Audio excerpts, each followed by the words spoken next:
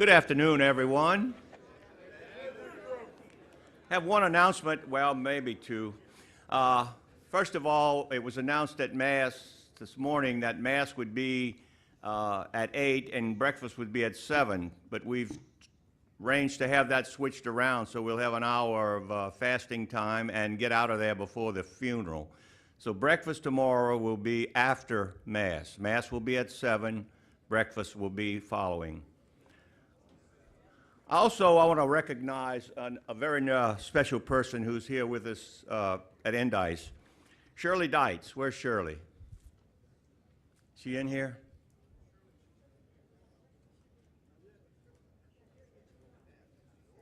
She's not in here yet?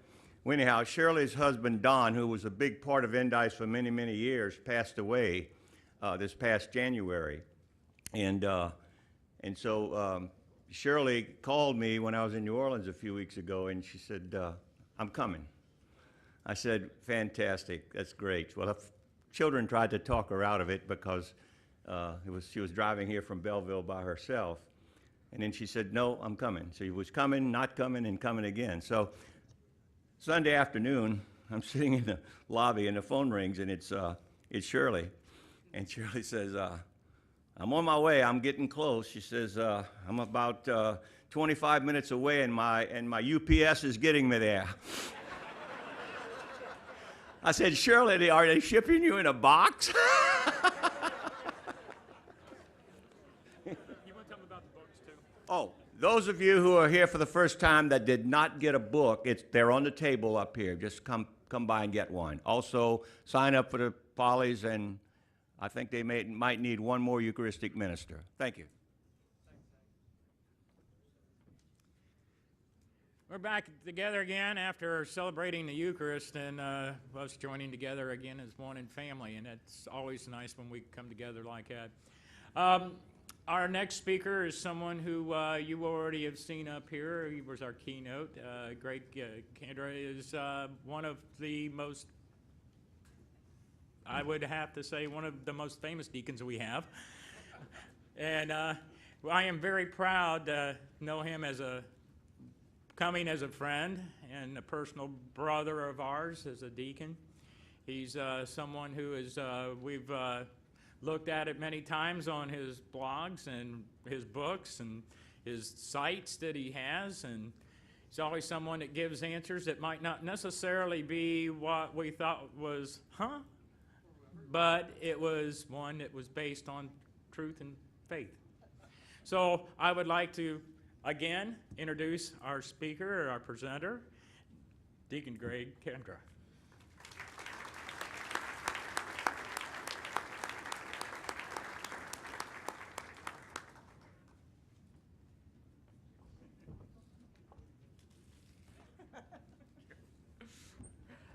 Thank you very much. I was saying to someone earlier, I must have pulled the short straw because I got the after lunch gig.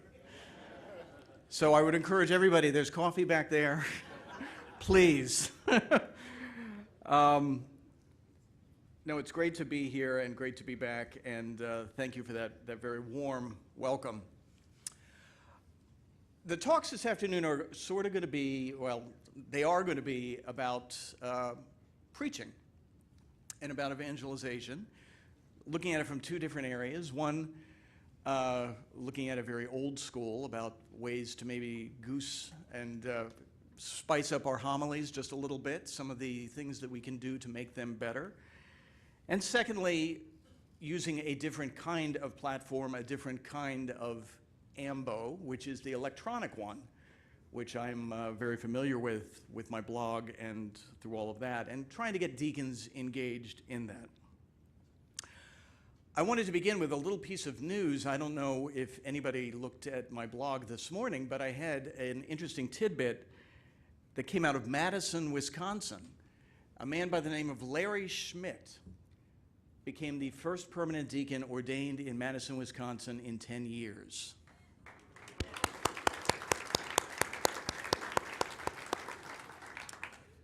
They suspended the diaconate program there a number of years ago, and they haven't really brought it back. I think the story is that Larry began his formation elsewhere and then moved into the diocese, and the bishop was persuaded to let him continue and be ordained. So they had the ordination at his home parish over the weekend, and please God, there will be others to follow in his footsteps, and the bishop will come to understand what a great gift deacons and the diaconate can be.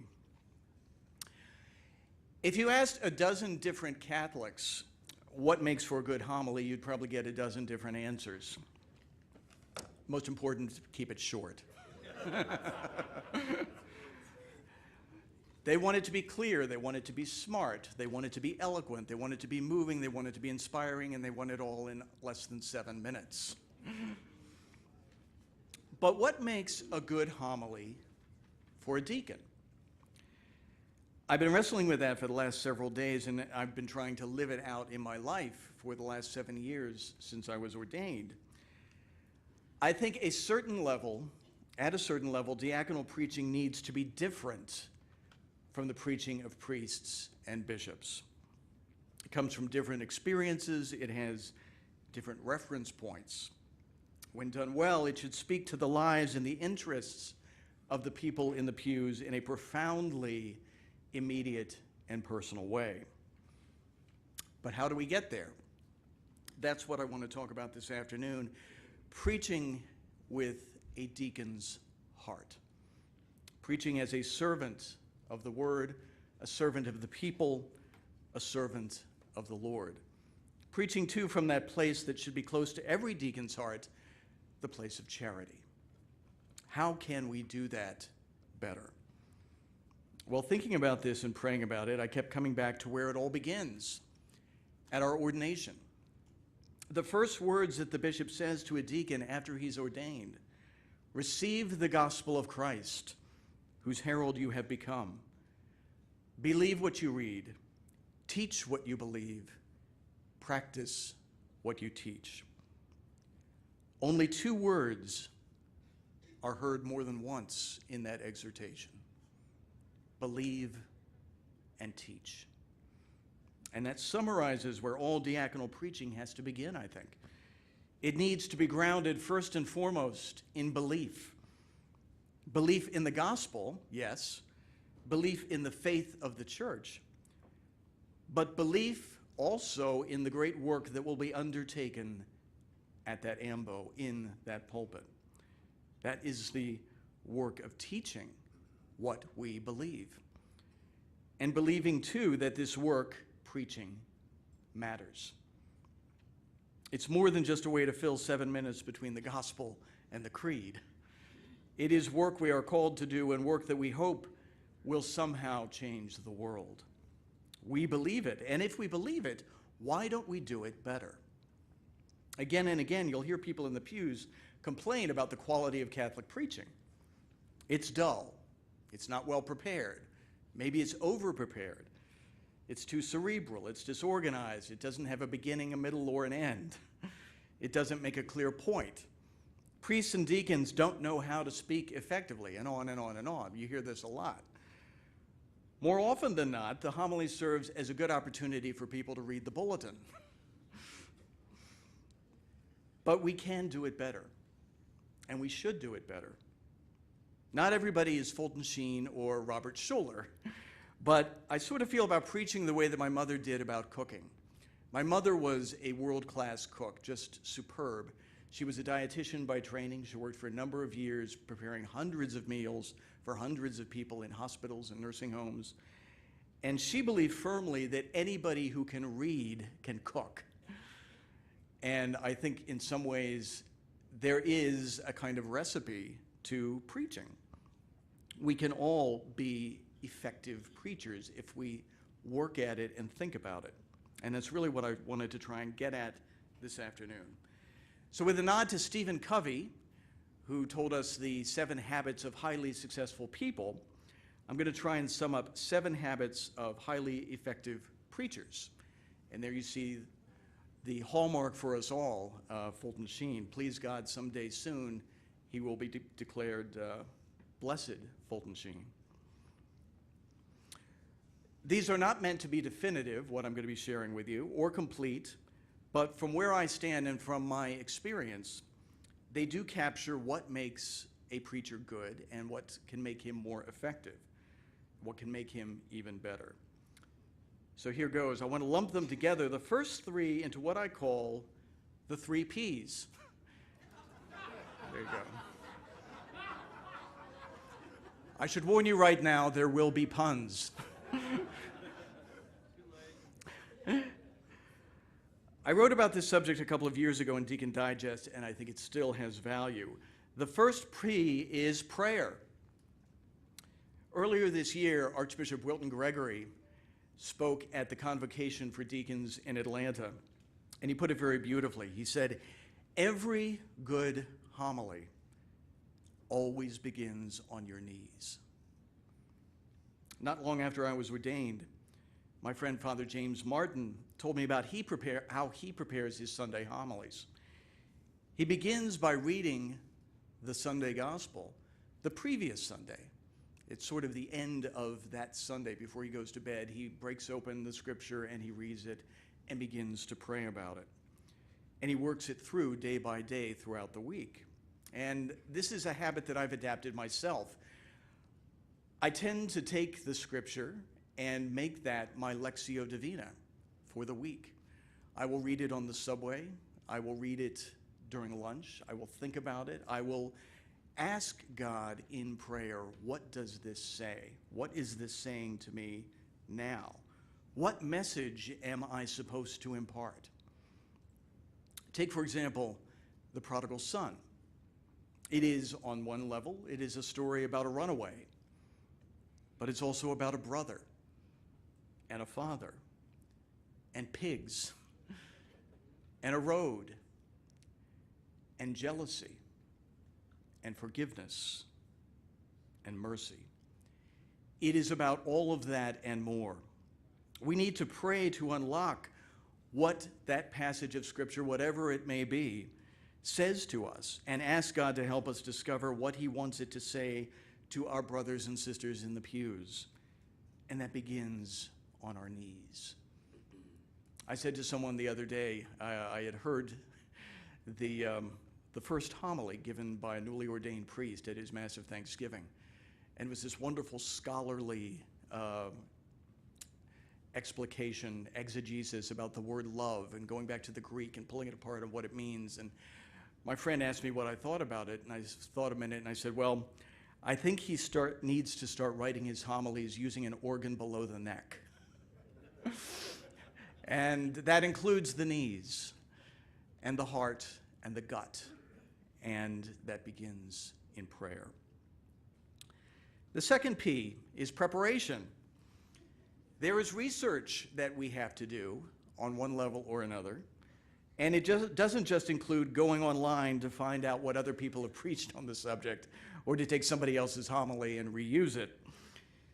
It is seeking out commentaries and opinions and analysis from other sources, maybe Googling a little history about that passage.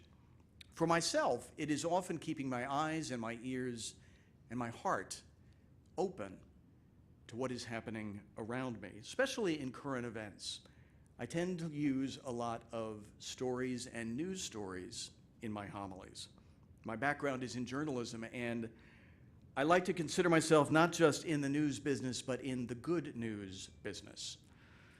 So I ask myself, how does this gospel, how does this scripture for this week relate to what is happening, for example, in the Middle East, or on the border with Mexico, or in the Supreme Court? One of the things that I discovered when I was working as a news director for our cable channel for the Diocese of Brooklyn is every story is a Catholic story, whether you realize it or not.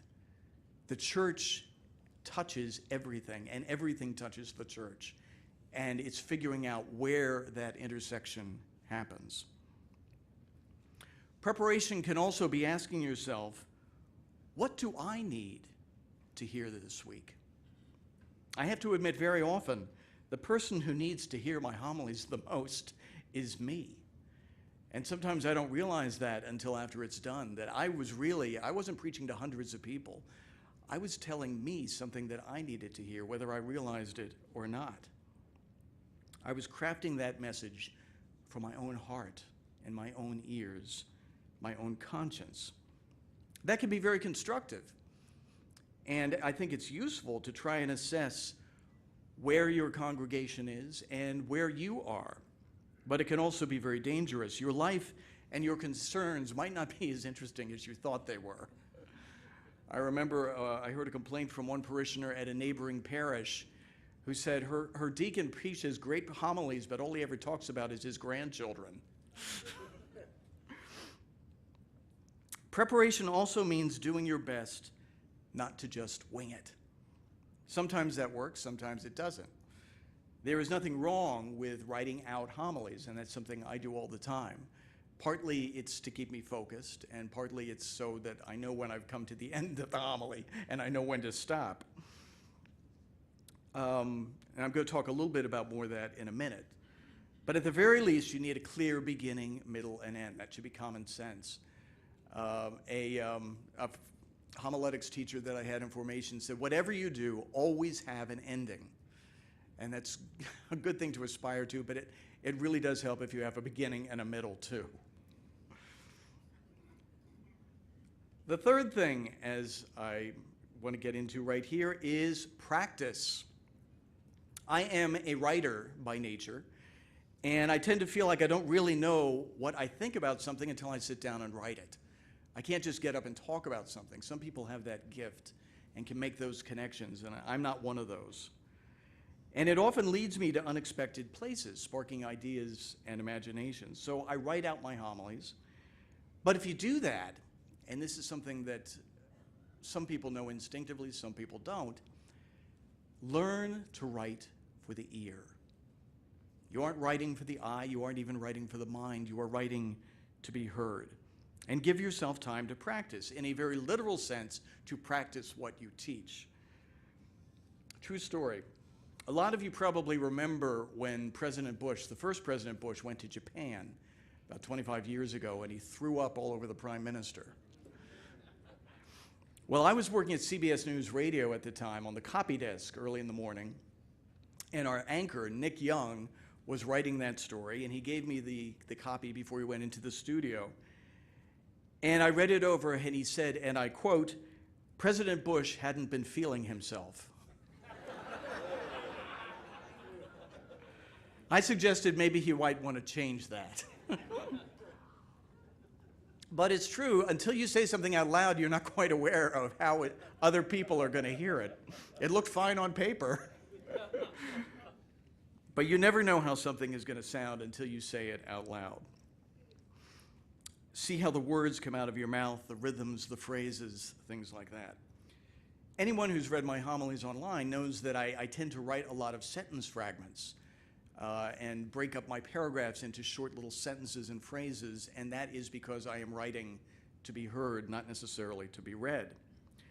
Some of you may know the great preacher, Father Jim Schmidtmeyer from Texas.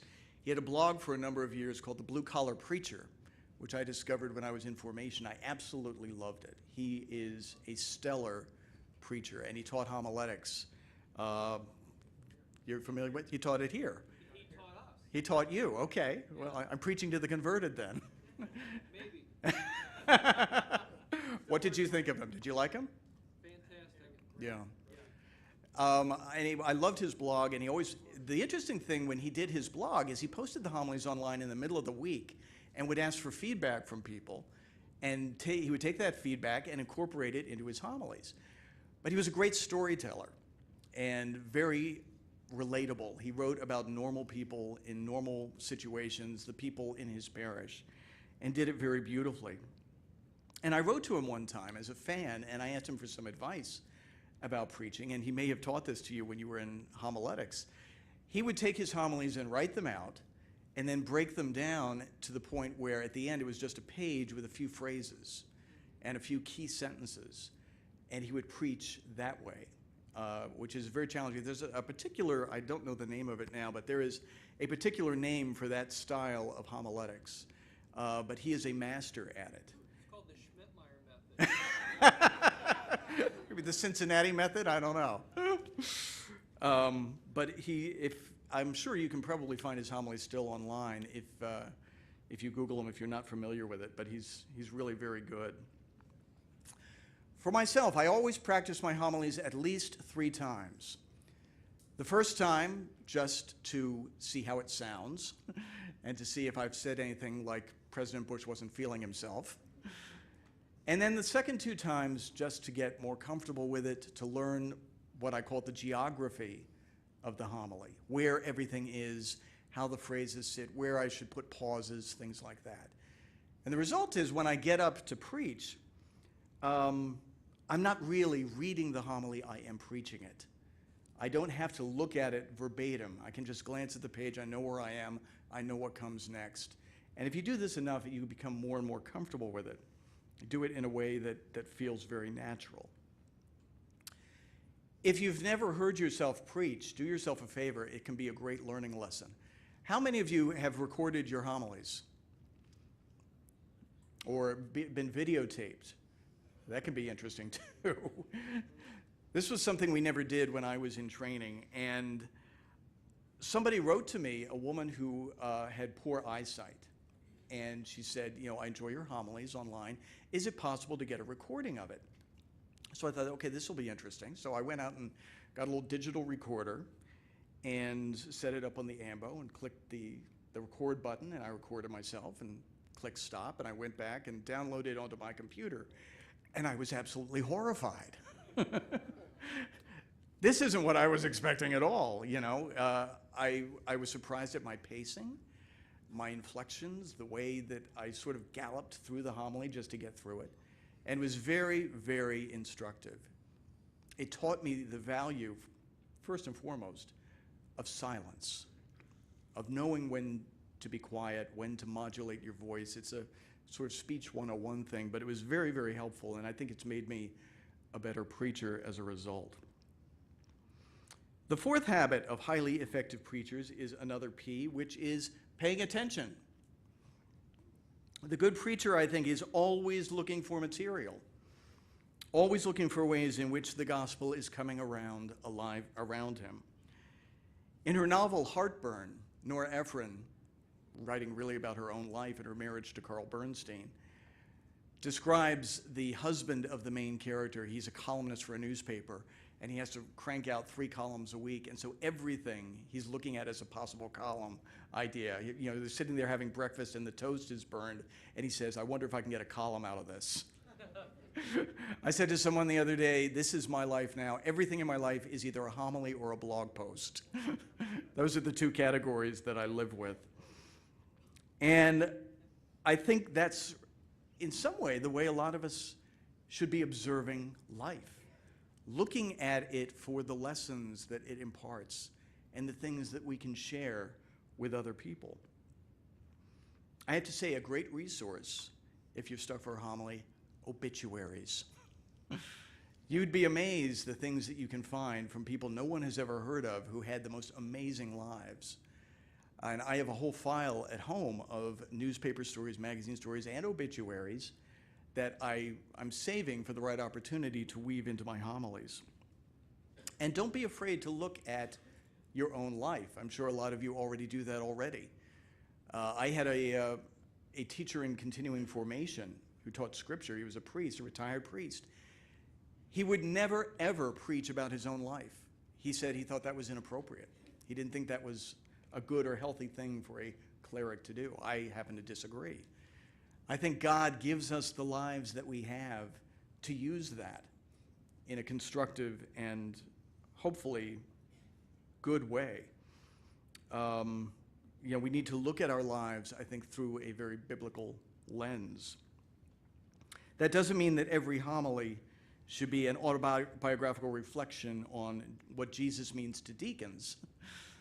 But I think looking at our own lives, we can find a lot of good material there. And I would caution you, if you're ever going to preach about your wife, ask first. Maybe you've learned that already. Double check.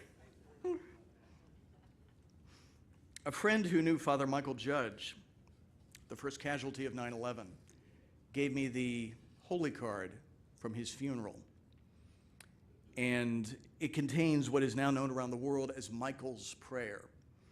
I've said it more than a few times, more times than I can count, and it speaks, I think, to how God uses us and our lives. He says, Lord, take me where you want me to go. Let me meet who you want me to meet. Let me say what you want me to say, and please keep me out of your way. I think that's a beautiful prayer for all of us as preachers and as Christians to carry with us. Number 5 on my list, don't be afraid to be brief. I warned you there would be puns, come on. Or for that matter, it is good to be short. And I think most people in the pews would probably agree. If you absolutely can't find anything profound or new or challenging or eloquent to say, and let's face it, we aren't all that brilliant all the time, sometimes a brief reflection, a simple thought, can carry you through and be a gift unto itself.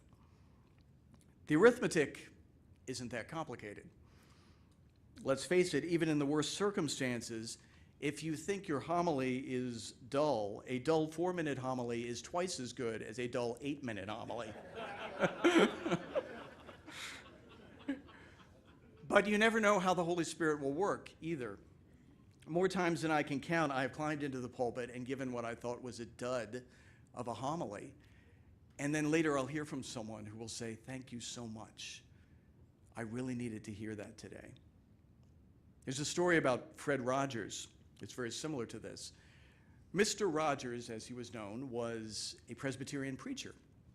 And he went to attend, shortly after he was ordained a minister, he went to attend a service given by another minister and listened to the sermon that went on and on and on, and making mental notes about how horrible it was and the flawed rhetoric and the bad theology and one thing and another, and just thought it was dreadful.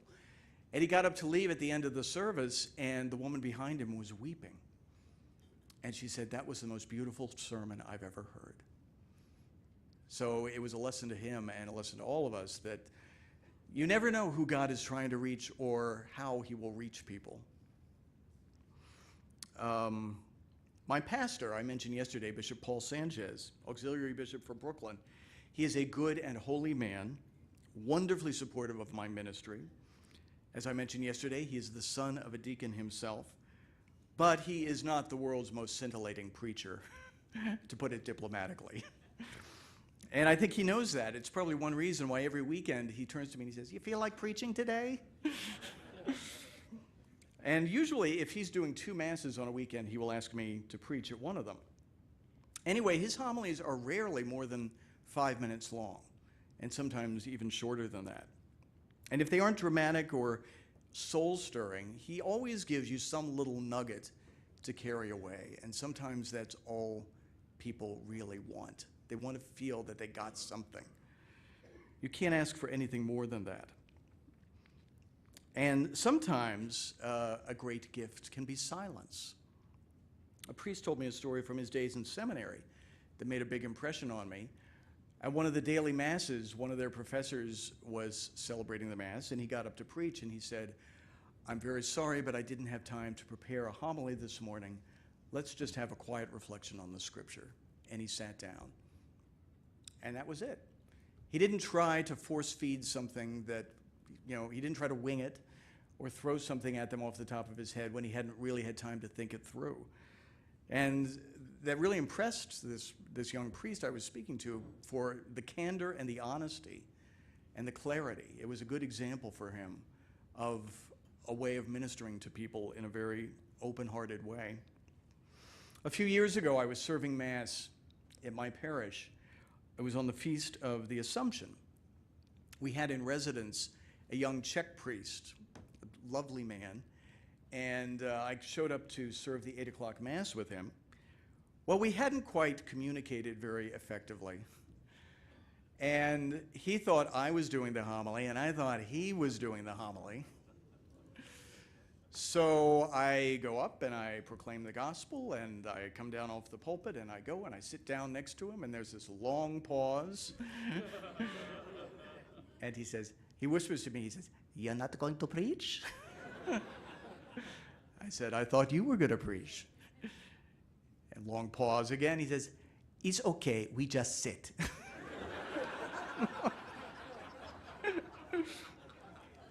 And we did. And after the Mass, a couple people came up and said it was the best homily they'd ever heard.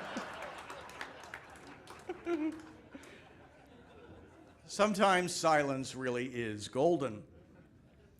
Number 6, remember, it is not about you, it is about us.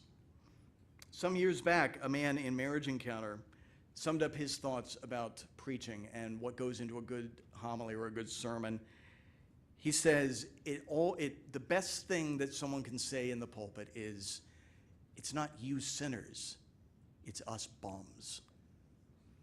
It's not about you, it's about all of us. And when you think about it, that cuts to the very heart of diaconal preaching. It is the ability to stand before the people of God and say, "We're all in this together. I'm not better than you. I've lived with your struggles, your problems, your setbacks. I know where you've been. I've been there too. Let's talk about what God has to say to us about that." I try as much as possible to break down that fourth wall whenever I give a homily and make it not about you, but about us, us, us. In fact, one of the first things I do after I've done my draft of a homily is I'll go through and I'll see where I've used the word you and change it to us and make it clear I'm not pointing the finger at them. I'm indicting all of us. All of us are in the same boat in many ways. We shouldn't talk to people, we should talk with them. We are walking with them on their journey, and they are walking with us. And reorienting your preaching can change dramatically the message and its impact. It is a sign of solidarity, of community, of compassion, and of cohesion. And very often that makes the biggest impression of all, when people feel like the person up there preaching gets them and understands what they've been going through. Finally, the 7th sign of a highly effective preacher, he knows his place, which is to say he knows the place of the homily, where it fits into the liturgy, what it means to the life of the church, and in a larger sense, to that community he's speaking to. He knows his purpose isn't to dazzle people or earn applause or get the most compliments at the end as he's leaving. He is offering those words at that moment in that fraction of time to prepare hearts somehow to receive the body of Christ.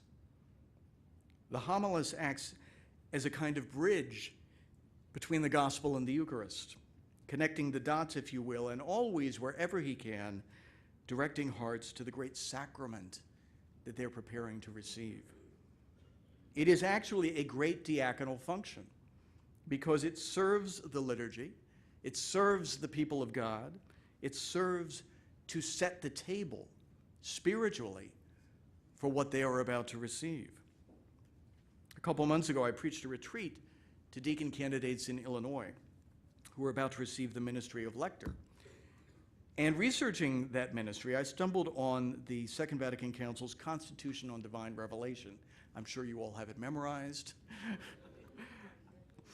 Anyway, in that document, it says, "The Church has always venerated the divine scriptures just as she venerates the body of the Lord, since from the table of both the Word of God and of the body of Christ, she unceasingly receives and offers to the faithful the bread of life, especially in the sacred liturgy."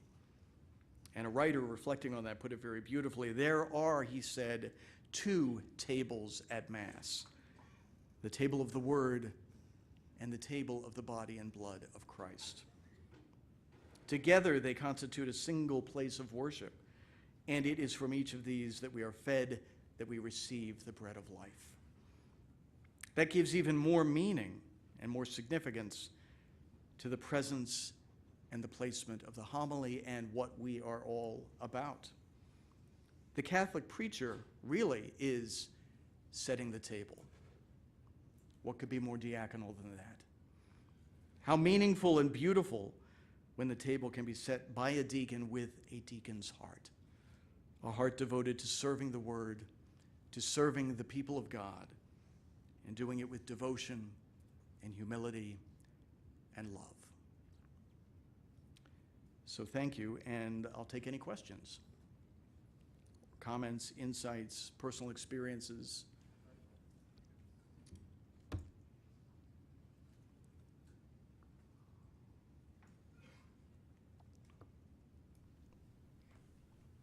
First, I want to thank you very much for the insights, and I would like to continue your comment. When you want to preach about your wife, ask twice or ask 3 times, and then don't do it.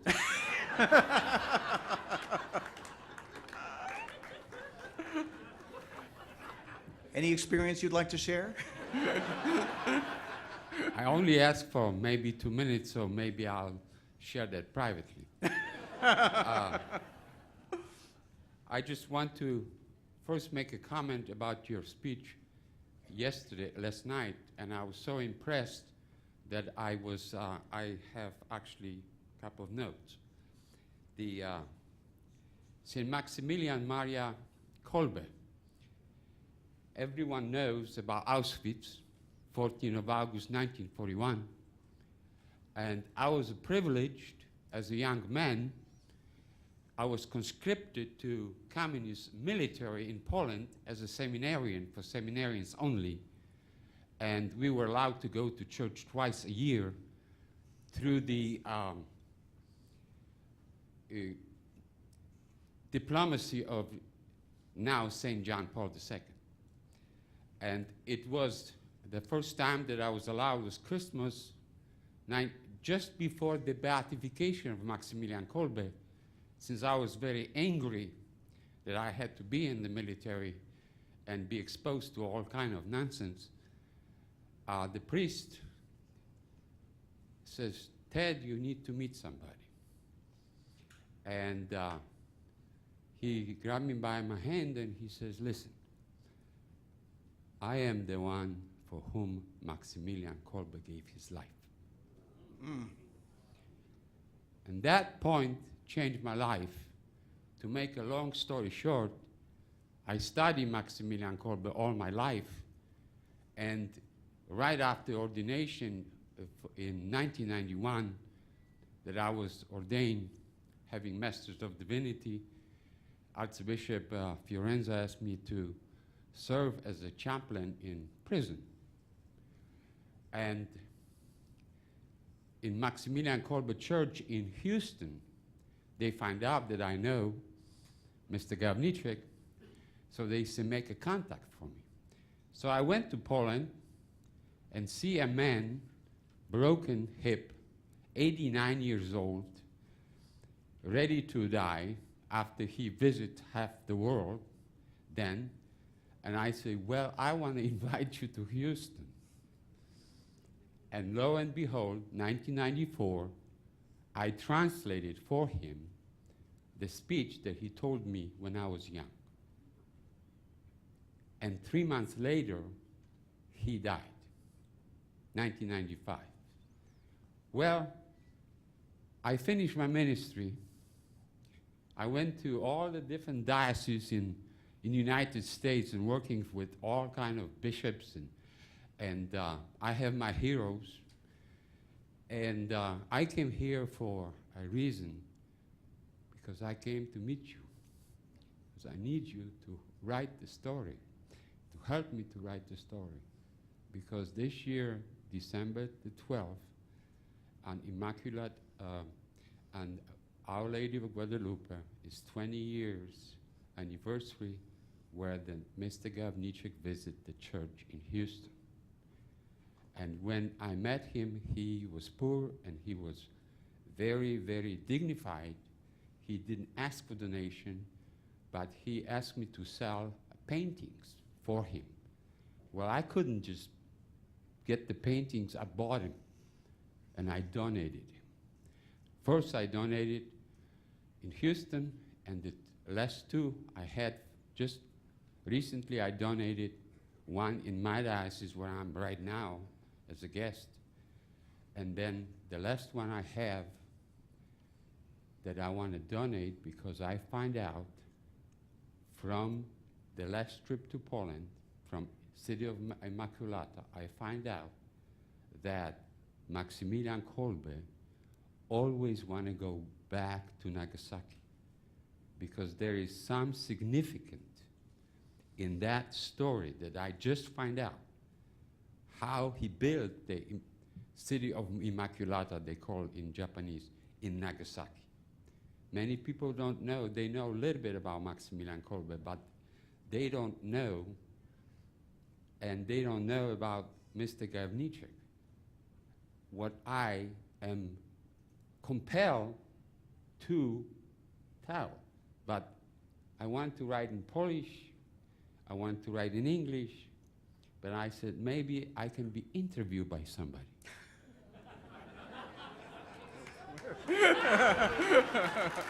God bless you. Thank you.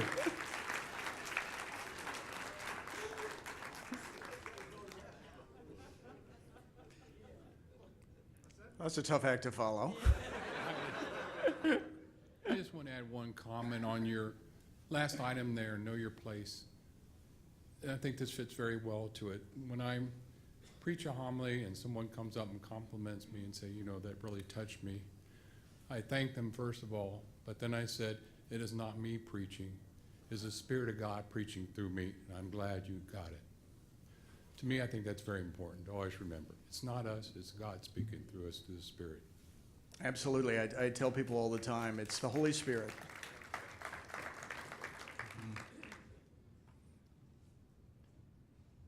I'll be short. Well, no, I am short. Yeah. Bald, too. But anyway, I was in Father Jim Schmidtmeyer's class, and one of the things he always taught, and I've always found to be true, tell a story. And tell a story that's rooted in the common experience of the people you're preaching to. And tell a story that has visual images so that you can see that homily in your head.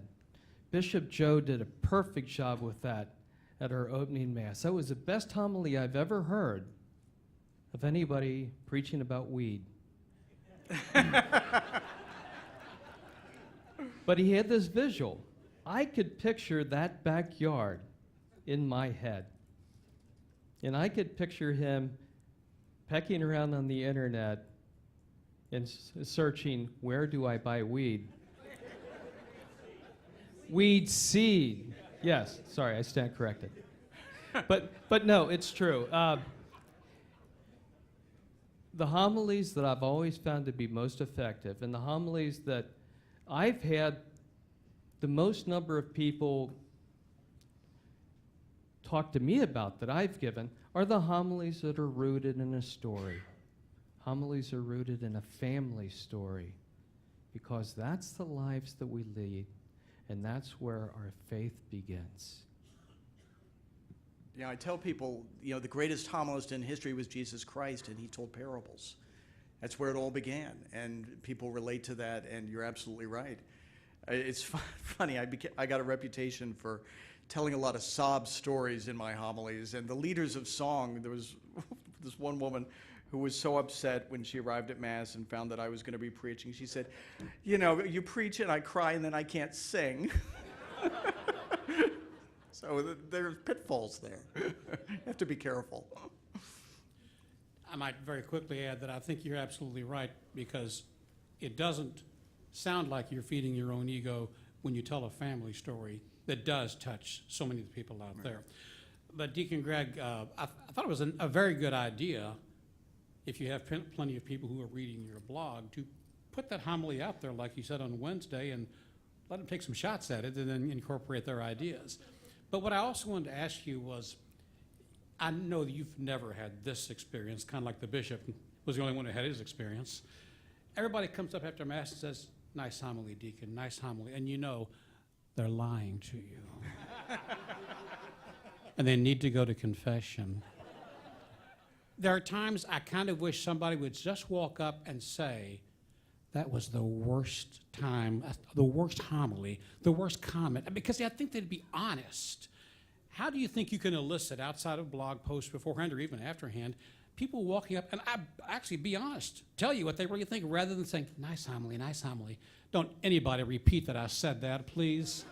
Your comments, please. Oh, I'll tell you, my wife is an absolute saint, as is the wife of every deacon, let's be honest.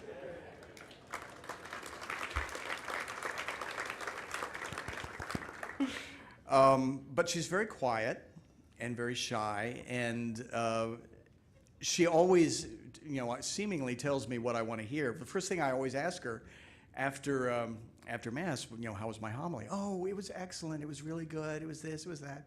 Well, one week I asked her, expecting to hear this same thing. I said, how was the homily? She said, well, it was a little long. I said, really? Yeah, I was kind of dozing off in the middle of it. Okay. So, yeah, ask your wife. I know some deacons, I normally don't do this, but there are some deacons who will do it for their wives before they've, actually delivered it to see, what she thinks and what her feedback is. That can be very good. That's a good way to get honest feedback. I did have somebody come up to me after Mass one time. I was preaching something about poverty or something, one of those terrible controversial issues. And I thought I was sort of walking right down the middle and not taking a stand one way or the other, but talking about being merciful to people who are poor. And this guy greeted me after Mass. He said, you sounded like a Democrat. I don't know about that. I said, no, I didn't. He said, yes, you did. Yes, you did. So people will hear, as I'm sure you've discovered, people will hear what they want to hear, the way that they want to hear it. Yeah, that's exactly right. I'm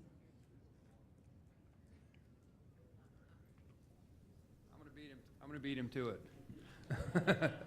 Could you explain, just one of the things I learned, I was a teacher by profession for 7 years down in East St. Louis in Coquia, Illinois. I think everybody heard of East St. Louis. But one of the main things I've heard from one of the older teachers down there is training your class. And I'd use that in whenever I preach, training your audience. So whenever you go out there and you find out that everybody's reading the bulletin, they're snoozing, or they're maybe whispering to someone else, not paying any attention to you at all. You trained them to do that. Congratulations. They're doing exactly what you want them to do.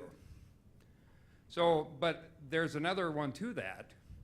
If you start preaching and they're all focused right onto you, and they're expecting something, they're expecting great things from there, you have a responsibility to stay ahead of that.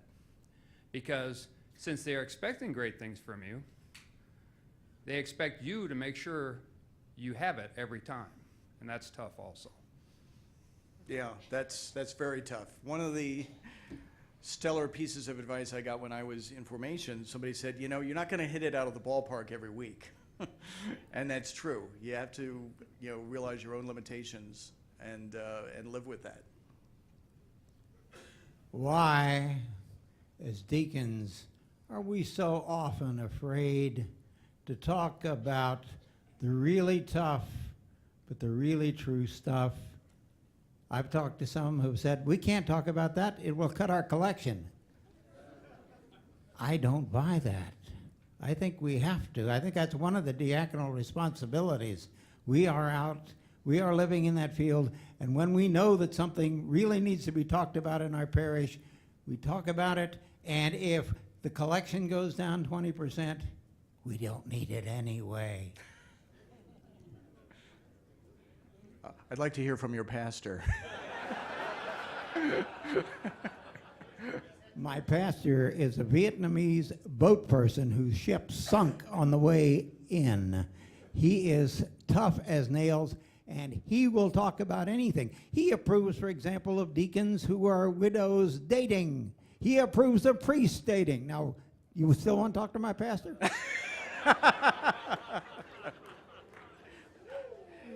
You talk about talking about things that are hard. I mentioned this to someone the other day. The most interesting reaction I ever got to a homily was my first homily that I preached on Ash Wednesday. And I was trying to give people suggestions of ways that they could observe Lent besides giving up TV and chocolate.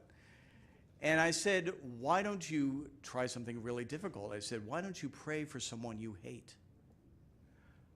And I said, when was the last time, for example, anybody in this church prayed for Osama bin Laden? 1,000 people went, and there were a couple of people who stopped me after Mass. They said, I don't know, I don't know about that. Where you get these crazy ideas? I said, it's in the gospel. Love your enemies and pray for your persecutors. Pray for people that you don't want to pray for. It can be one of the hardest things to do. And yes, and one of the most rewarding and one of the most important. The most story I heard of the most effective short homily, a priest friend of mine told me that shortly after he was ordained, he was serving as an associate in the parish, and it came time for the missionary appeal Sunday.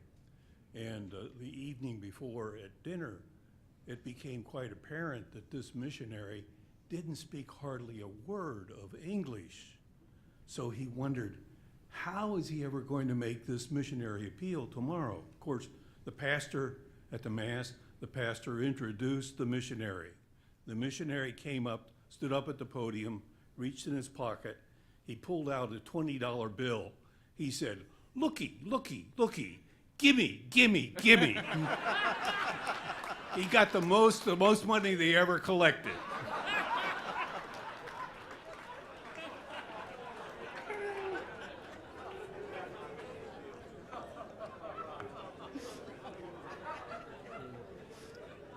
Well, there's a couple of things that I learned about giving a homily. Number one is know your subject. For example, on a Sunday, you get up and you're going to preach on Mass attendance. Who are you giving this homily to? The people that are attending. So forget that one. The other thing, and I learned this when I did teaching, and that is that the mind can only take as much as the rear can bear. So make sure you get them to move up and down. Good advice.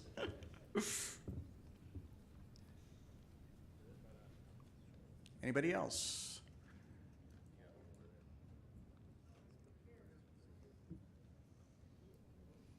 We'll take one or two more and then we'll take a break. I'm not from here, but I did my homiletics at Mount St. Mary's. Father Jim was there at the time, and Father Dale Staggart was there at the time. And this was almost 20 years ago. And one of the things they said to me that I'll never forget is to ask yourself the question at the end of your homily in your preparation, so what? What's the difference? And so every time I do a homily, I ask myself that question, so what? I can say that I've been preaching for 17 years, and my wife and I will be married 35 years next month. She's never heard a homily that I prepared beforehand.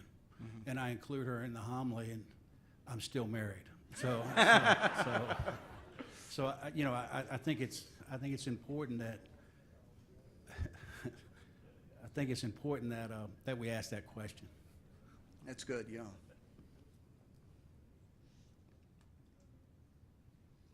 As a deacon's wife, I want to represent everybody here.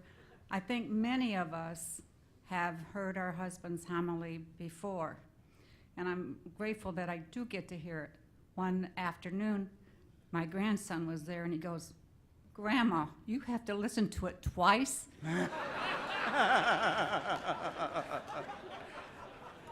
And that's why deacons' wives are saints. Things like that. Okay, well, why don't we take a break? And I think the next session is at 2:45. And I'll get into a little bit of social media and talking about blogging. I'm not going to have the PowerPoint for that one, but have some more coffee. Okay, thank you. Greg, would you please come back up and enlighten us some more with some inspirational things that we need to know for our homilies?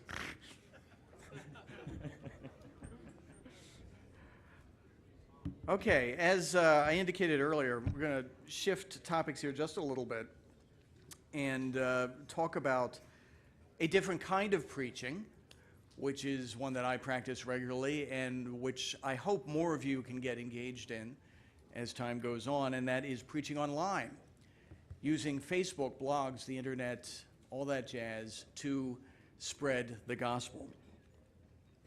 I'd like to begin with a little piece of scripture to set the stage. This is from the Acts of the Apostles. While Paul was waiting for them in Athens, he grew exasperated at the sight of the city full of idols. So he debated in the synagogue with the Jews and with the worshipers, and daily in the public square with whoever happened to be there. Even some of the Epicurean and Stoic philosophers engaged him in discussion. Some asked, "What is this scavenger trying to say?" Others said, "He sounds like a promoter of foreign deities," because he was preaching about Jesus and resurrection. They took him and led him to the Areopagus and said, "May we learn what this new teaching is that you speak of? For you bring some strange notions to our ears. We should like to know what these things mean." Last spring, the Pew Research Center offered some sobering statistics about the so-called millennials, young men and women between the ages of 18 and 33. Some highlights. 29% of these people, almost a third, say they are unaffiliated with any religion. They have shunned most other institutions too. Only 26% of them are married. Most say they're avoiding it because they can't afford it. They are suspicious. Only 19% of them say, quote, "people can be trusted." They're having babies at an astonishing rate, with nearly 50% of births happening outside of marriage. But at the same time, they are very hopeful. Nearly half, 49%, say they are optimistic about the future. And whatever cynicism they might hold, whatever mistrust they may feel, they are a generation that knows hope. And for that reason, I think they are a rich field of potential. They are waiting to hear good news. And though many may not claim affiliation to a particular faith, they have faith. They believe in possibility. They are people waiting for us to proclaim to them, like the Epicureans and the Stoics who greeted Paul. They want to learn about the strange notions that we have about hope and resurrection and redemption and life everlasting. And they already have the tools literally in their hands. They dwell in the world of what the Pope has called the digital continent, the internet, mobile phones, tablets, social media. In fact, Pew describes this generation as digital natives. They are the only generation, the first generation, for whom these new technologies are things they haven't had to adapt to. The rest of us, we had to learn how to use this stuff. They grew up using this stuff. And the challenge facing all of us here is, how do we seize this moment? How can we reach this generation that is plugged in and wired as never before, yet also at the same time curiously detached? How can we as deacons evangelize those who may be spiritual but not religious, but who carry in their hearts a genuine desire to believe in something, who are curious about these strange notions and who want to have faith in someone, and who still have somewhere deep inside a flickering ember of faith? How can we use the technology in our hands and in our pockets and purses like this to do that? I've spent much of the last 7 years working in the digital continent. I produce and edit my own blog, as most of you know. the deacon's bench. Someone here today said, since you're in Cincinnati, it should be Johnny Deacon Bench. Or Deacon Johnny Bench. I've also created 2 corporate blogs. The first one for Katie Couric, called Couric and Company at CBS, and the second one where I now work at Kanewa Catholic Near East Welfare, called 1 to 1. Each couldn't be more different, but they have given me a chance to spend a lot of time exploring that digital continent. And I want to offer a few ideas about what I've discovered there as we try to evangelize this strange new world. It has been an amazing adventure, and it's taught me a lot, so I want to share a little with you. First, I really do believe that this is the new Areopagus. This is where altars are erected to a strange and unknown God, where Paul was called to preach, and where we can also meet people of varying beliefs to proclaim to them the news that is good. Part of our calling as deacons is to be ministers of the word. We have been doing this for years in churches and in pulpits, and I think maybe it's time now to do it in the electronic church, the electronic pulpit. A couple of years ago, I took part in a conference for bloggers that was sponsored by the USCCB in Baltimore. And several important bishops, including Archbishop Kurtz from Louisville, were there to share their impressions of the blogosphere and new media and sort of try to get to know us. It was a fascinating encounter. And among other things, I discovered something important about the bishops who were there. With a few notable exceptions, they were terrified. We were there to tell them, go ahead, start blogging, get on Facebook, use Twitter, send out tweets.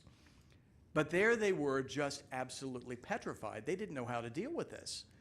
You know, the gospel tells us, put out into the deep. Well, they were there, you know, with their ankles barely in the water, terrified of what would happen if they, you know, paddled out into the waves. Well, as a church, as a catechetical culture, I think we like what we know. We like what has been done before, what has been tested. We like certainty. If you've done something a certain way for 1,500 years, why change? That's the mentality that we live with. To some people, the most daring innovation in church communications right now is whiteout. You can adjust things, but just one letter at a time. Don't be too hasty with it. You know, forget all this other stuff, which is just too risky. But as the gospel tells us, do not be afraid. Do not be afraid of putting unvarnished original ideas out there. When I was starting out in journalism, we were taught that newspapers were the first draft of history. But now it's blogs, it's Facebook, it's Twitter, it's all this stuff. And in the church, blogs can become the first draft of pastoral letters or even encyclicals. It is real, it is immediate. It's where the faithful are gathering to share ideas and challenge one another. I want to mention one of the greatest fears that people have about the blogosphere is comments. And I wanted to address that. I had comments for the first 5 years that I had my blog. And it was both edifying and horrifying. You really see what people are made of when they start to comment. And I found that I would spend a lot of my time either editing the comments, oftentimes for language, or correcting them to correct misunderstandings about Catholic teaching. And very often the atmosphere was just too toxic. I had several readers who wrote to me saying that they enjoyed my blog, but they just couldn't stomach the comments. And they also noted, is this the kind of platform that a deacon should be supporting?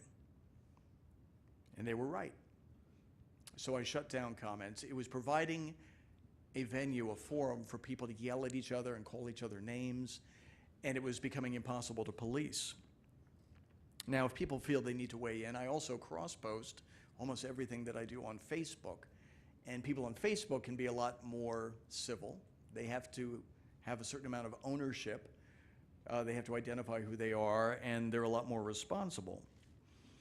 And if people become obnoxious, I can just unfriend them. But the larger point here is if you are involved in any way in leading, in teaching, in proclaiming the gospel, the internet and the blogosphere is a great way to do it. You can create a blog in just a few minutes. Go to blogger.com, which is what I did 7 years ago, and 10 minutes later you have a blog up and running. And you start sending out links to people, and you never know where it's going to lead. That's how I started. So the first thing is you have to meet people where they are. And where they are is here. This is the modern Areopagus, waiting to hear what we have to say. Secondly, is that this world is also, in addition to being the Areopagus, it is also the Wild West. And it needs men of faith to tame it. I mentioned the problem with comments, but it goes beyond that. If you spend some time cruising the internet these days and visiting different Catholic blogs, you will find self-professed Catholics who spend all their time and energy criticizing the Pope, condemning bishops, criticizing their pastors, trashing music and liturgy and everything else, all because they feel that the bark of Peter is sinking. The church isn't what it's supposed to be. We've lost our way. We're in deep, deep trouble. Well, I think if people really feel that way, they can do one of two things: abandon ship, or they can grab an oar and start rowing. They can be part of the solution. If you think the church is going in the wrong direction, help steer it back. But don't try to divide the passengers or cause a mutiny. And the great gift of the diaconate here online is to serve as heralds of hope, to teach, to inspire and uplift, to motivate. All the things we try to do in the pulpit, we can and should be doing in the electronic pulpit. Yesterday, I quoted Bishop Christopher Coyne, who told Catholic communicators the importance of building up, not tearing down. I really believe that is so important and that the church needs that. Here's something else he said from that same homily. He said, always take the high road.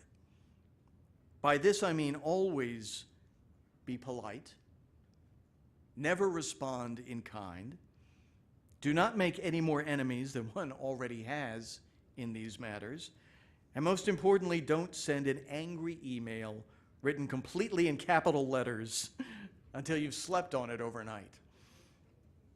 Always taking the high road places us in a higher place.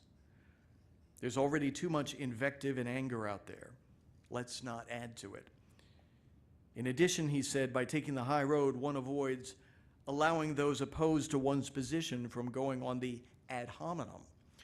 For example, when an American bishop responded with a somewhat sarcastic column of his own to an editorial in America magazine that criticized the USCCB for its position on the HHS mandate, the response was immediate, but not in the way he had hoped.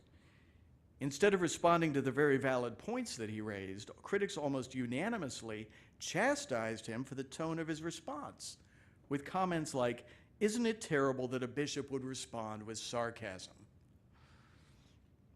And that raises another important point about being clergy online. The fact is, and I think most of us know this from our daily lives in the church, we are judged differently. People have different expectations of who we are and how we're going to conduct ourselves. We are public figures being judged publicly, and it's the same thing online. For example, let me give you a couple of guidelines that I personally follow. I never endorse a political candidate, and I try very hard not to take a stance on political issues, even when it seems what the obvious Catholic choice should be, because you're going to find a lot of people who think you're crazy and who completely disagree with that. First, I don't think it's appropriate for a member of Catholic clergy to be endorsing political candidates. It's just, in fact, the USCCB has and canon law has very specific guidelines about how far you can go in that arena. We are here to serve all of God's people. And when you endorse a candidate or you take a political stand, you brand yourself, and I think you categorize yourself, and you exclude yourself from some people. And I just think that's a mistake. Online, I had to learn the hard way to hold my tongue and to keep my anger in check, to watch my emotions. And I'll never post anything, I think I mentioned this yesterday, that questions or contradicts church teaching. I try to keep everything I do in complete synchronicity and in sympathy with church teaching. My main references I use again and again are canon law, the catechism, and scripture. I'm not out to upset the apple cart or to challenge church thinking about something. If the church teaches something, I am bound by my obedience to teach that. And I'm not going to encourage people to do otherwise. In the words of Christopher Coyne, I try as much as I can to build up and not tear down. St. Paul wrote to the Romans words that more of us, I think, should heed when working on the digital continent. Let love be sincere. Hate what is evil. Hold on to what is good. Love one another with mutual affection. Anticipate one another in showing honor. Do not grow slack in zeal. Be fervent in spirit. Serve the Lord. Rejoice in hope. Endure in affliction. Persevere in prayer. Contribute to the needs of the holy ones. Exercise hospitality. Bless those who persecute you. Bless and do not curse them. Rejoice with those who rejoice. Weep with those who weep. Have the same regard for one another. Do not be haughty, but associate with the lowly. Do not be wise in your own estimation. Do not repay anyone evil for evil. Be concerned for what is noble in the sight of all. If possible, on your part, live at peace with all. Like I said, the digital continent is wild and untamed, and we can and we should be a force for good. I'm not always good at living up to that ideal. I can be as snarky as anyone, but I strive to do better at it every day. Finally, the impact and the influence that we can have as deacons in this arena is astounding. The reach online today is mind-boggling. Facebook has over 500 million users. If it were a country, it would be the third largest country in the world, behind only China and India. Twitter has 200 million users who generate over 65 million new tweets every day. The average American spends 66 hours a month on a computer outside of work. 72% of Americans, including 87% of teenagers, communicate through text messaging. Last year alone, Americans sent nearly 2 trillion, that's trillion with a T, text messages. I could go on, but you get the idea. And I know you've all seen this in action. Try having a normal conversation around the dinner table at a restaurant. What do you see again and again? Somebody on a smartphone tossing out an LOL or an ROFL or an OMG to something someone else has posted. What did we do before we had these things? Did we actually have normal conversations? I'm starting to wonder. But this is the way that the world is, at least right now. And if we're going to reach people, especially young people, we need to live in that world. And as I said at the beginning, we have to meet them where they are. And where they are is the internet. There is no reason in this day and age why a parish, a youth group, or a diocese is not on Facebook. There's no reason why they don't have a website. There's no reason why they don't have a Twitter account. And deacons need to be a part of that too. We have something important to add to the ongoing conversation about the faith. Let me throw a couple more numbers at you, which may surprise you. According to Pew, fully 50% of the public now gets its news and information from the internet. And if you want to look at millennials, that group I talked about at the beginning, that number skyrockets to 71%. And where are they getting their news? 64% are getting it from tablets, 62% on smartphones. And those numbers are only going to increase as tablets and Kindles and so on continue to spread. And as people become conditioned to reading and absorbing information on these devices. And I think we in the church need to hop on that bandwagon and also condition people to read and absorb information, even catechesis, on these devices. 2 millennia ago, the good news was transmitted person to person. St. Paul preached in the Areopagus to a group of people. But if he were working today, I can tell you, he would be on Facebook and he would be on Twitter. The letter to the Romans would be tweeted 140 characters at a time. Last spring, I visited with the director of campus ministry at John Carroll University in Ohio, and he showed me a book that just came out called The Twible. It is the entire Bible written in Twitter. Understandably, it's a little different from what you might expect. For example, here's how the Twible summarizes that passage about Paul and the Areopagus that I read at the beginning. In Athens, Paul argues Greek philosophy, then takes everybody out for gyros and baklava. So, it's a little different. But if you want a great example of someone in the clergy using Twitter, look no further than Pope Francis. He gets it. In his message for World Communications Day, he wrote, "Let us boldly become citizens of the digital world. We are called to show that the church is the home of all. Are we capable of communicating the image of such a church? Communication is a means of expressing the missionary vocation of the entire church. Today, the social networks are one way to experience this call to discover the beauty of faith, the beauty of encountering Christ." And this is a man who practices what he preaches. A study last summer found, and I mentioned this yesterday, that the Pope is the most influential world leader on Twitter. He sends out tweets every day in 9 languages, including Latin. The most used words ricocheting around the world right now are Jesus and God. And that's because of the Pope. Not only that, he garners the most monthly searches on Google. 2 million searches a month. Archbishop Claudio Celli, president of the Pontifical Council for Social Communication, said his secret is very simple. He makes himself understood by people of every origin. He doesn't preach above people, he doesn't preach below people, he preaches to people. And the Archbishop explained that Francis uses simple language that goes directly to the human heart.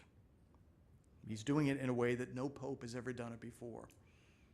He's making his thoughts and his ideas more accessible than ever before. And he understands how we live, how we communicate, how we interact. Like I said, he gets it. Do we get it? Any questions? For me or for the Pope? Greg,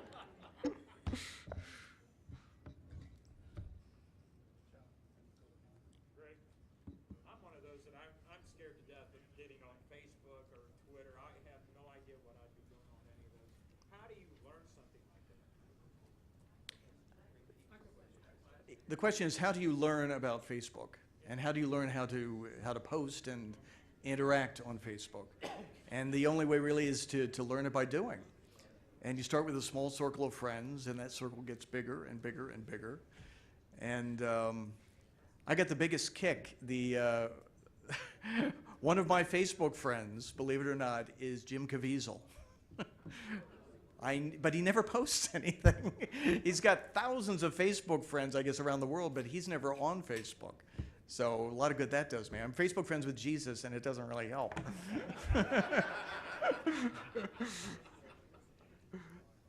Hi, Yes. Greg. Arthur Hampton from the Diocese of Belleville. I've been dragged, kicked and screaming into the digital world. And my wife can tell you, I still let her look at my phone to tell me what my kids are trying to ask me. Because I don't know all the little slangs and stuff like that.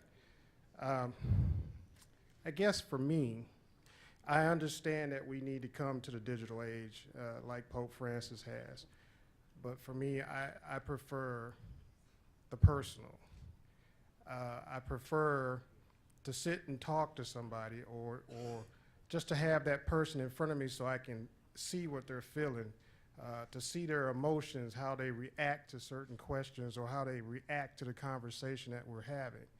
And I think that's what's lost on our youth right now is that they don't have that personal. They don't have that personal touch, even in writing. They can't even write a letter to somebody else to let them know how they feel. And, well, thank you. And again, I understand we need to get up there. We need to get into that digital age, but we're losing that personal touch.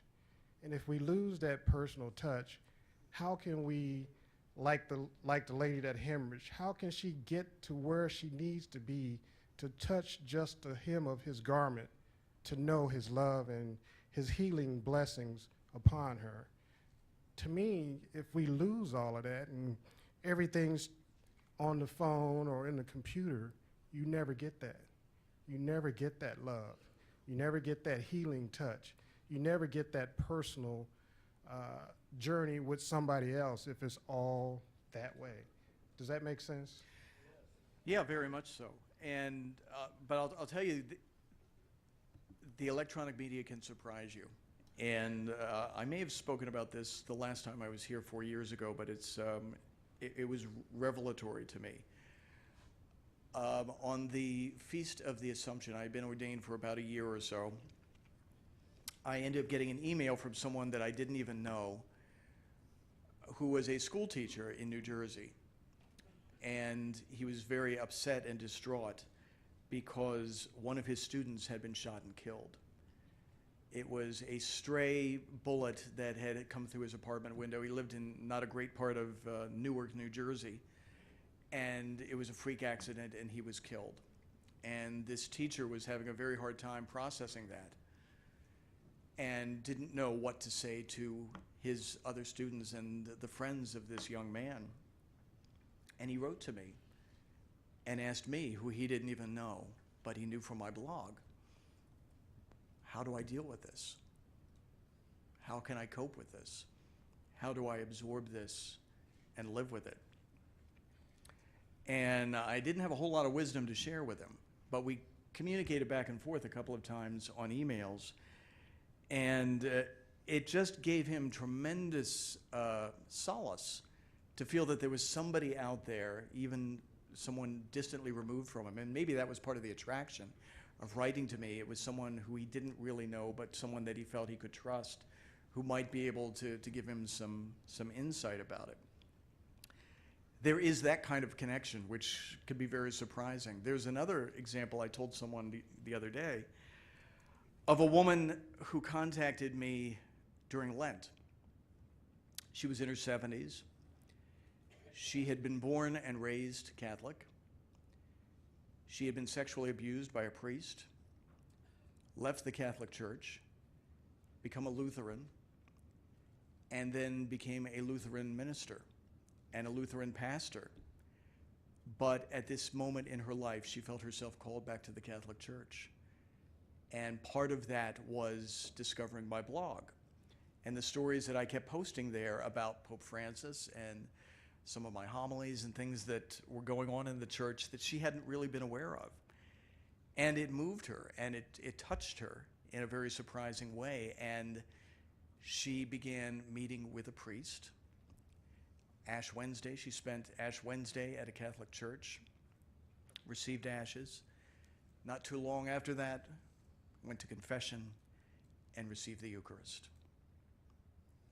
Things like that can happen because of the online, the digital continent, and you wouldn't expect it. But people do make a connection, like I said, in ways that continually surprise me and move me. So yeah, the human element has got to be there, and we can't lose sight of that. But increasingly, people are finding ways to connect in this other way also, and it's bearing fruit.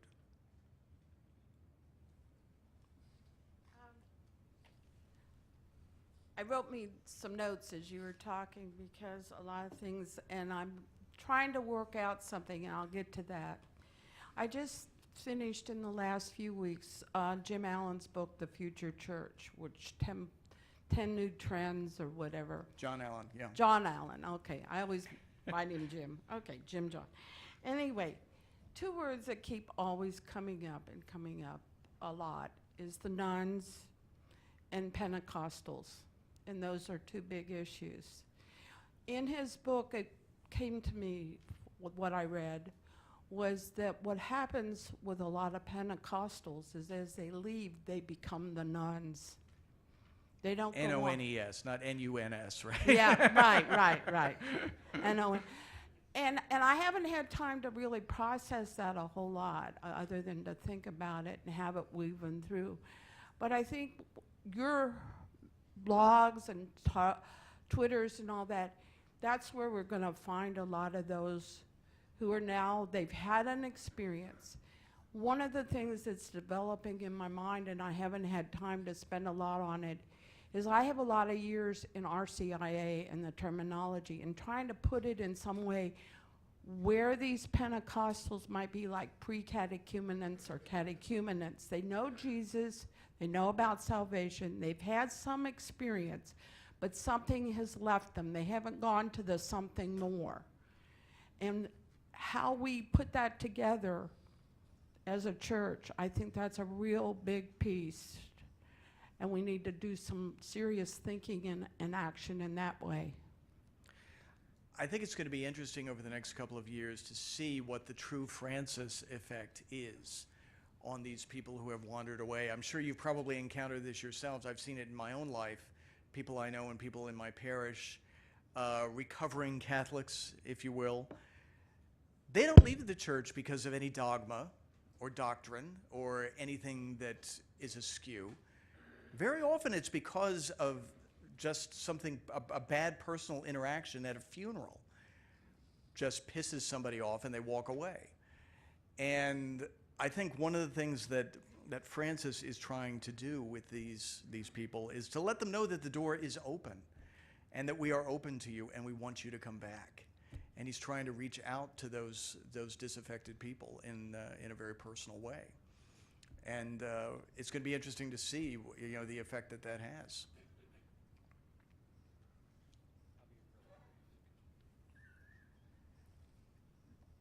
I do a lot of weddings. And the reason I do a lot of weddings is because I'm getting all the kids who were my Cub Scouts, who my wife taught in art, who were my children's co-conspirators, and all that. There are certain people, brides, especially of that generation, that's the only way you can reach them 2/3 of the time. They don't answer their cell phone. They don't check their voicemail. If you want to reach them, you have to be on digital media. I did a wedding of a couple about 3.5 years ago. I witnessed the wedding. And I got a Facebook message about 2 weeks ago. They're expecting, and they learned that their child in the womb had brain damage. And that child was going to be born, but the child was not going to live for very long after. So they asked me through a Facebook message if I would be present for when their child was born so that she could be baptized. I met her where she was at. I met both of them where they were at. And it doesn't matter how the initial contact happens. What matters is what we do with it. We have to meet people where they're at, and that's where this generation is at. And that's our opportunity. that's our opportunity to draw them closer to Christ. At least that's been my experience.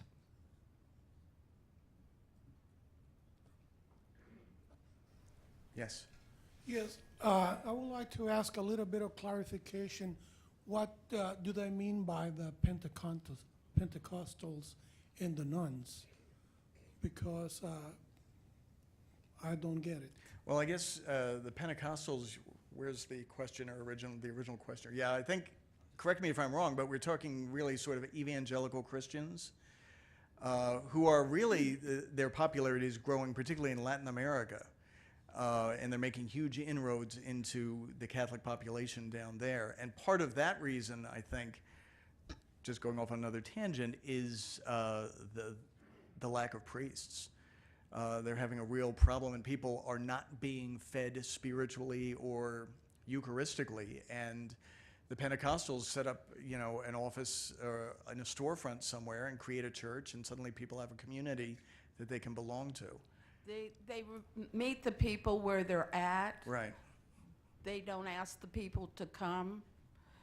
And they speak Jesus and the love of Jesus and salvation and spirit.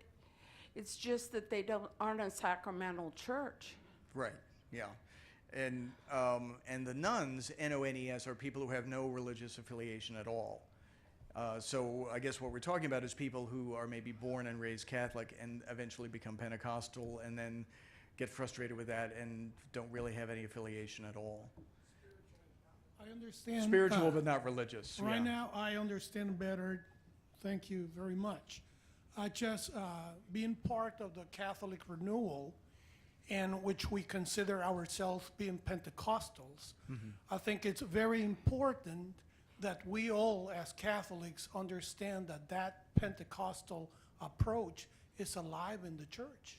Absolutely. And it has to be welcome, because by welcoming the renewal, welcoming the Pentecostal, the Holy Spirit, through that approach, particularly if your ministry is among Hispanics, it's a way of connecting and a way of being present there without being judgmental.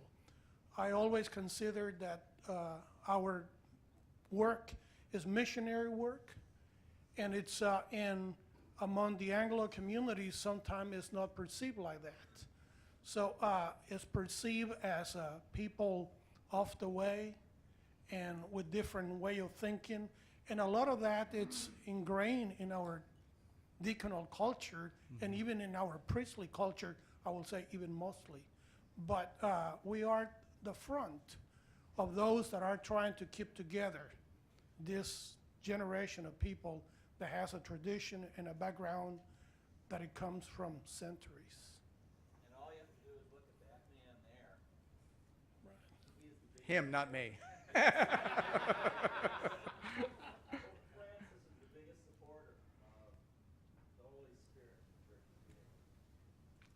Yeah, I agree. I had a post that I put on the blog a day or two ago about the charismatic renewal in Tennessee. And it's really taken root and growing there. And I think this is going to happen in more and more places as more and more Hispanics come into the country and into the culture and into the church. And you can see in places like Atlanta and the southern part of the country where Catholicism is really blossoming. This is the thing that gets me is you hear a lot from some critics that the church is dying in North America, and they look at all the churches that are closing in the industrial Northeast, and the sky is falling.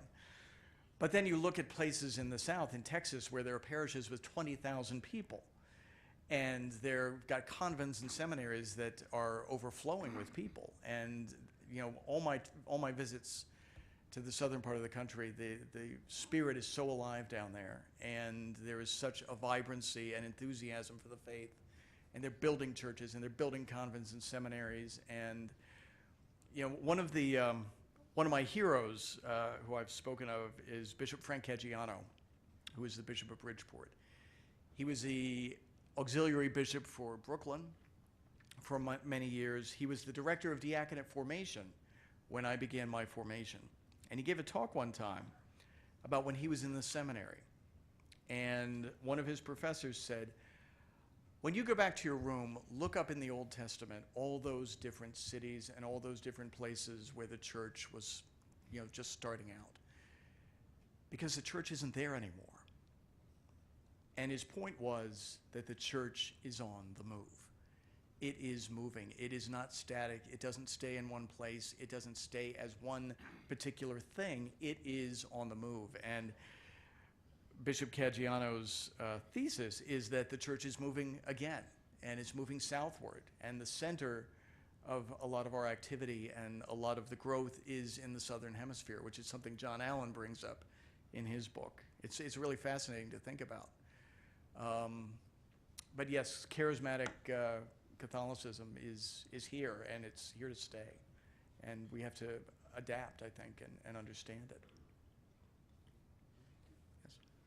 Based on your earlier comments, I'd like to ask what your thoughts are on the USCCB's Fortnight for Freedom that concluded several weeks ago.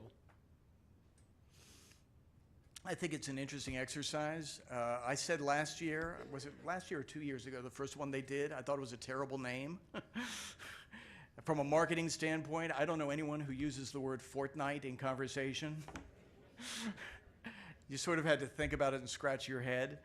I don't think it had that much of an impact. People, at this stage of it, they sort of heard about it, and it didn't get very much attention, I think, from the media or from the parishes. What they can do to change that, I don't know. Well,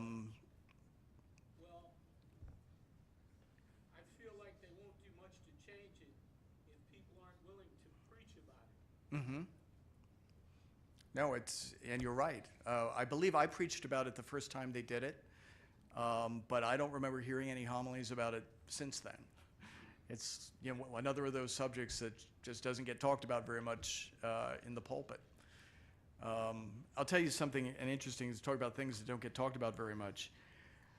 One year on Respect Life Sunday, I gave a homily about abortion, which had absolutely nothing to do with the readings. I went sort of, off of the readings, and one of the people in the parish stopped me after Mass, and it was very angry. He said, "Why didn't you preach about the scripture?"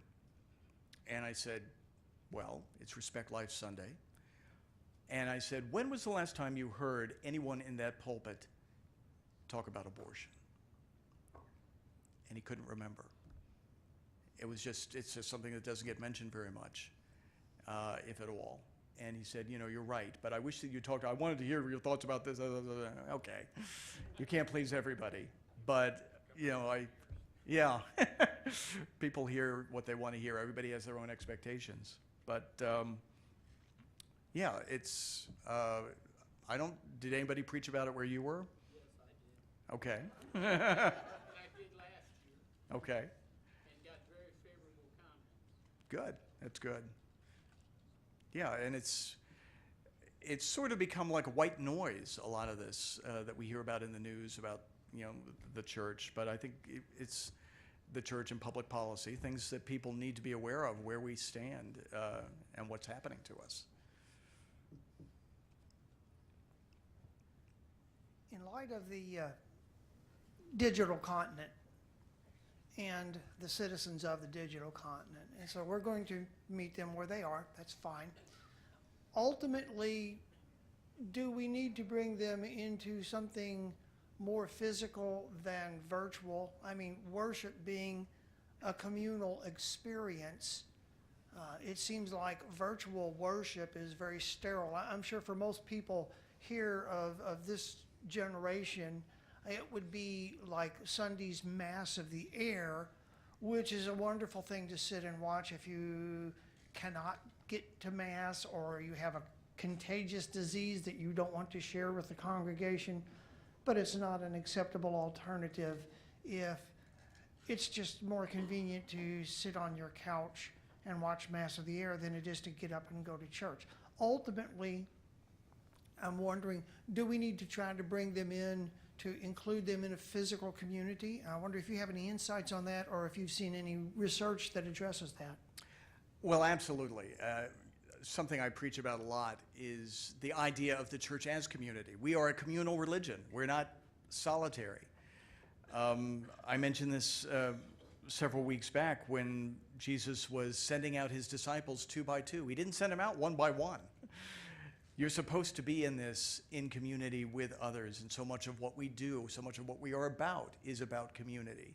And I think ultimately the ultimate goal of the virtual church, such as it is to bring people into that and engage them and spark their imagination and make them realize that there's a lot more to this than just what you get on your phone or on your tablet. And we are, let's face it, a very sensual religion. We are a religion of tastes and sounds and smells, and including the smell of the sheep. And you need to be a part of that to really be in the community. And I think the goal has to be to get people back into the pews to experience that. Last year, the other 2 deacons in my parish and I were here, and we left with a statement ringing in our ears, and that was, you cannot meet the needs of your people unless you know what those needs are. And it sparked a lot of different trials for us. And one of the things, I went digital, and I started a Facebook closed group called Homilies, and I invited everybody I knew who had an email address or was on Facebook. And I learned 2 things from the experience. One is that you have to be consistent. Mea culpa, I'm not always got the readings up in time. And the second thing is that you have to make it as easy as possible for people to get to where you are to see your content. And so one of the things I've been thinking about after listening to some of your comments was to change it from a Facebook group to a blog that everybody can get to, and not just the people who are on Facebook. So I just wanted to make those comments. I thought that would be helpful. Yeah, and one of the things that I may have mentioned this the other day, one of the things that sparked me to create my blog is that there were not a lot of blogs out there by deacons. And I felt this was an unmet audience and an unexpressed point of view. And I think the more of us who can get out there and who can talk about the ministry that we do and post our homilies and share ideas, the better off we're going to be and better off the church is going to be. Yes? In our diocese, we had a wives spiritual direction group for a number of years. And our spiritual director just moved to one of those southern states, and he is opening God's Embrace spiritual center, and we lost him. So we were all like lost sheep. I didn't know what to do for a long time, and I love technology. So I've been involved in a lot of things with technology. And so one of my favorite apps is Laudate. It has everything under the sun on it, including the readings of the day and at least 3 podcasts, reflections on those readings. So I started using that, and now I have a small group from Texas to Traverse City, at Grand Rapids, and every day I do my daily reflection, and I send that via email because some of these people don't have apps. They might have a computer, that's it. And then we share reflections over the internet to one another. And it's just been a great way for me to continue the spiritual direction in a sense, and share it on the internet. And it was a simple, easy thing to do. And I didn't want to open it up on a blog. I'm not really feeling real confident about that. But it's amazing how some of the people, one in particular, the only comment he could ever make was, "Bless the Holy Trinity," for months and months and months. And now in the last couple of weeks, he's actually giving more comments that are more in depth. He's really praying and thinking about the readings and what other people are commenting. So it's just was a simple little thing that I started out of a self-centeredness, and it's spreading around. So that's an easy way to do to start out, because I think a lot of people are afraid of media because they think it's either brain surgery or they're going to blow up the world if they do it wrong. And neither one of those things happen ever. So that is a simple thing that even, that wives or anyone that has a little bit of technology knowledge can do. I should mention, I don't know how many of you are familiar with LinkedIn. There is a permanent deacons group on LinkedIn, which is a great place to meet and engage with deacons from all over the country, talk about how they do things in their parishes and discuss different problems and challenges of the diaconal ministry. So that's something else to look into. Greg, I want to thank you for the joy that you give to us. I mean, I've watched you, as we sit back here, and just the joy of the Lord is on your face. And that's such a gift to all of us. I mean, I thank you for that.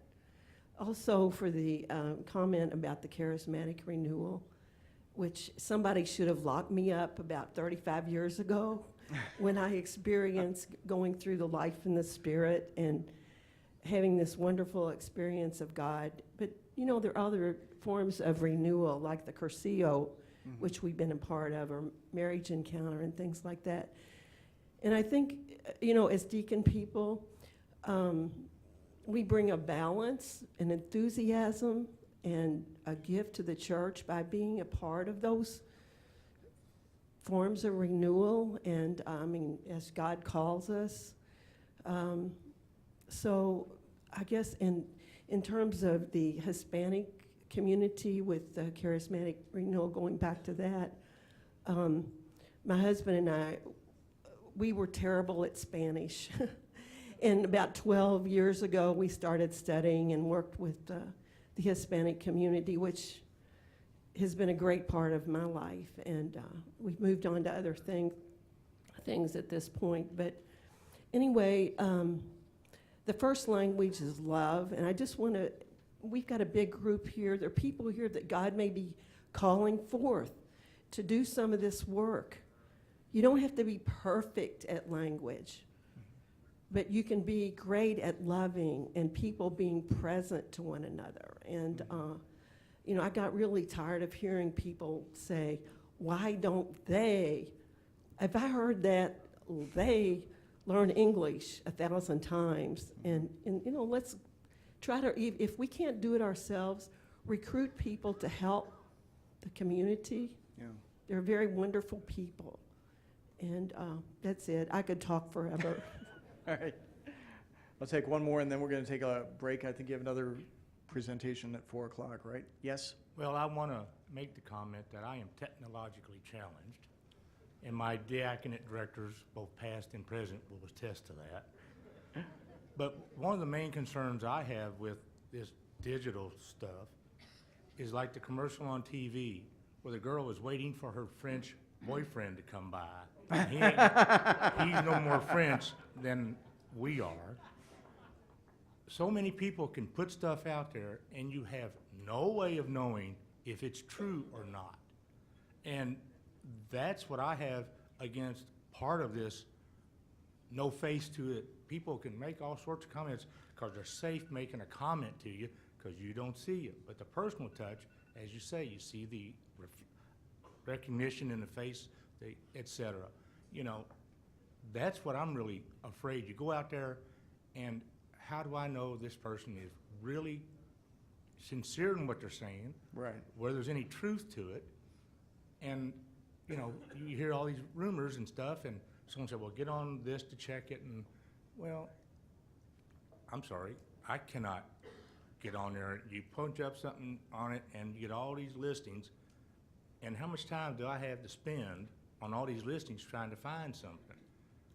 And some people, as you say, kids, the commercial where the kids are all sitting there at a table and they're texting each other. There's no personal contact. How much time they spend on the media and none face-to-face. Yeah. And we got to watch out for that, in my opinion. It's great to be able to reach them, but we got to have a personal face-to-face touch somewhere along the line. I agree. You're absolutely right. just a funny footnote. Talk about believing everything that's on the internet. I don't know how many of you saw this. It was widely circulated a few days ago. A picture that was taken on the set of Jurassic Park with Steven Spielberg, and what it looked like he had killed a triceratops. And people for the ethical treatment of animals were horrified.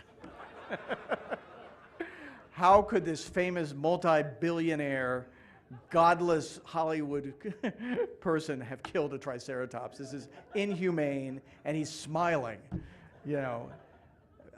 The other thing, you know, people are not as smart as they used to be. What can I say? Anyway, thank you.